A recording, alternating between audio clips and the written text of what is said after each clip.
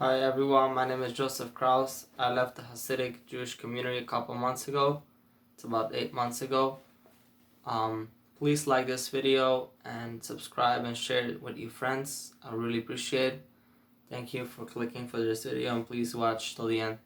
So today's topic will be about Hasidic marriages, weddings. Yeah, pretty much marriages. How is a marriage works within that community. So basically how it goes is when I think I mentioned it on other videos before that you're not allowed usually to date or have a girlfriend. I'm not usually, you're never allowed to have any relationships or even looking on girls before marriage, and they all have to marry when they get 18, and they don't get to choose who they want to marry. Their parents choose for them who they're gonna marry. So here's a list of things for what the parents are looking for in a boy or girl in order to say that this is a good match, that they're gonna be together for the rest of their life. As it's known that usually they're married once by the 18 and they're married until they die, which is sometimes more than 100 years. So basically they're going to be stuck in that for the rest of their life, and that's one of the laws. They're not really supporting divorce. So here's a list of what they're looking for in a boy or girl in order to make a match. So the first thing is they're going to look,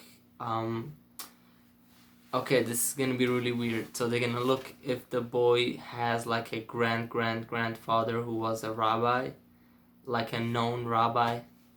So yes, if he has those, that's a very big plus for him.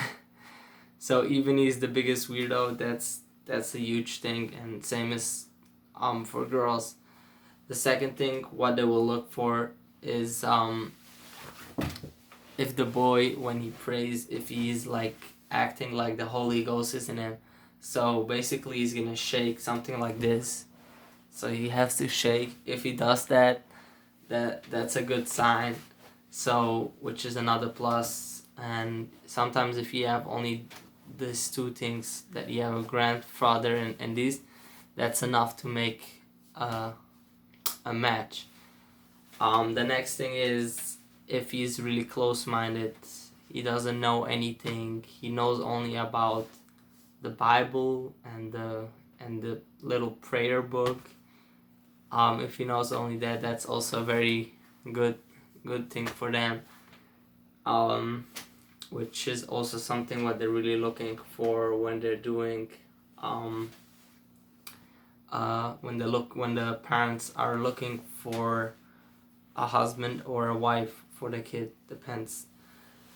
So the next thing is that he doesn't work, doesn't have a job. He was in the Bible school all day and learning the Torah and the Talmud, whatever, all the holy stuff. So if he works, that's a very common thing. It's a very, very bad and a shame thing if he has any type of job or company or YouTube channel. I mean, they don't have any internet, but like anything like that isn't allowed to do. The next thing is that he shouldn't have any type of education, zero knowledge about the secular world, which is also a very big plus. And the next thing is that he doesn't have social skills. He's a weirdo. He's like looking on the ground and doesn't look on anyone. He's like antisocial or something like that. That's a very big plus. And yeah, I think there's a lot of other little religious thing. I think I thought I was just gonna do this video. Maybe I should do another one about this. It's very interesting. I didn't really prepare it. You guys can laugh all day how the parents are choosing. So basically the bottom line of all these things is, okay, so what happened first, let's continue.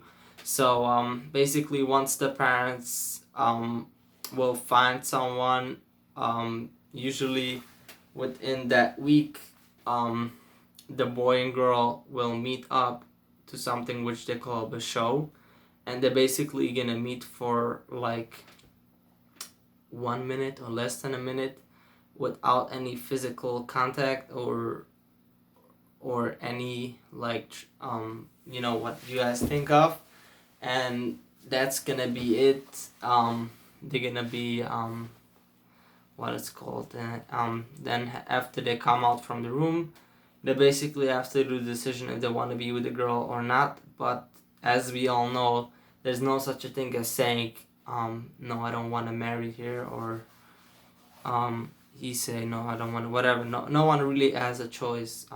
99.9 of the time they will say yes, because it's not really a choice. It's like a choice with a gun to your head. So so after that, like a week after that, it's gonna be like the official, they're gonna sign a contract that they're gonna marry, and then they might have sometimes a talk. I think they're not really supposed to. They're gonna have a talk for 1 minute, but after that they're never allowed to talk to each other again until they're married, which will usually be like 10 months after that. And 10 months later they will have the marriage, which again they will only see each other by the whole wedding for about, I think, 4 minutes, 7 minutes, and that's it. And they're gonna be separate men and women, separate halls or whatever, wedding parties, whatever you want to call it. So they're gonna be in separate places, and yes, then after that they're gonna have, like, after the wedding, like late night, they're gonna go home and have sex for the first time, and a year later they're gonna have the first baby. So, and then a year after that they're gonna have another baby until they have like 20 babies, which an average family in the community usually has 15 babies. They just go as much as you can have naturally. I mean, not only naturally, I mean like with all the kind of treatments that you can get. In the outside world, people trying to get treatments not to get babies. They're trying to get treatments to get as most babies, because they want to rebuild the community, whatever they want to call it. So, which is another thing, that everyone in that community is basically a number. They're not a person. They just want to build.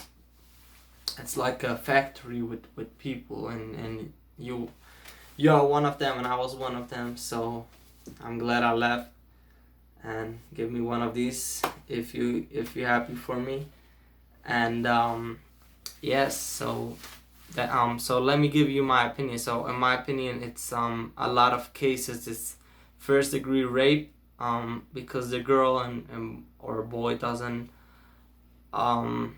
give really consent. They don't really want to do it, and they're pretty much forced.